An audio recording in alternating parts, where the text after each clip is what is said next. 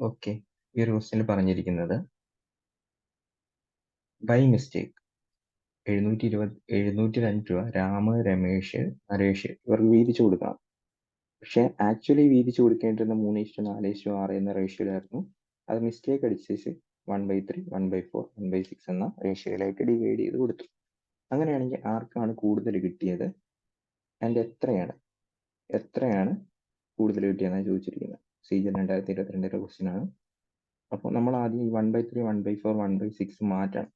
നമുക്ക് നല്ല എന്താ പറയുന്നത് ഇവിടെ ഫ്രാക്ഷൻ അടക്കുന്ന പ്രോപ്പർ ആയിട്ടുള്ള റേഷ്യോയിലോട്ട് വരണം.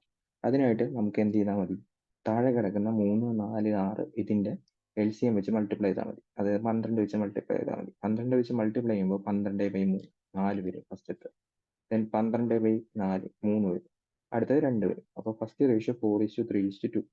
Second ratio 3:4:6. ഇനി ഇവിടെ നോക്കുമ്പോൾ സമ്മ് 4, 3, 7, 2, 9 വരും. ഇവിടെ നോക്കുമ്പോൾ 13 വരും. ഈ സെയിം എമൗണ്ട് തന്നെയാണ് ബൈ മിസ്റ്റേക്ക് വീതിച്ചു കൊടുത്തിരിക്കുന്നത്. അപ്പോൾ ഇവരുടെ സമ്മും സെയിം തന്നെ വരണം.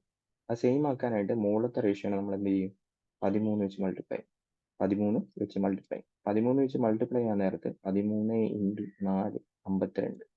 Second case 13 × 3 39. Third case 13 × 2 26. Okay. ഇതിനെ 9 വെച്ച് മൾട്ടിപ്ലൈ ചെയ്യണം. ഇതിനെ 13 വെച്ച് മൾട്ടിപ്ലൈ ചെയ്യണം. ഇതിനെ 9 വെച്ച് മൾട്ടിപ്ലൈ ചെയ്യണം.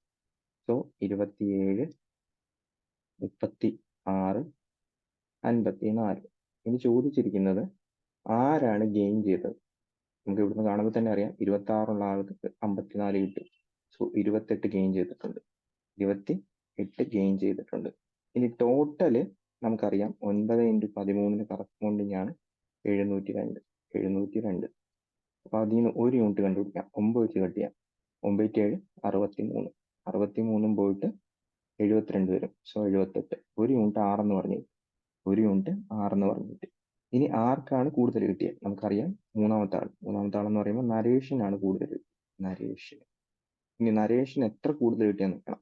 28 × 6. 28 × 6 എന്ന് പറയുമ്പോൾ 120, 48.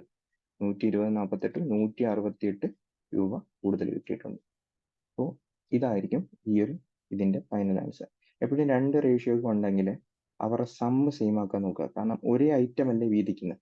നമ്മൾ പ്യുവറായിട്ട് ലോജിക്കായി ഉപയോഗിച്ചിട്ടാണ് ചെയ്തിരിക്കുന്നത്. നമുക്ക് ഈ ലോജിക്ക് അപ്രോച്ച് മാത്രം ഇതിന് മതി.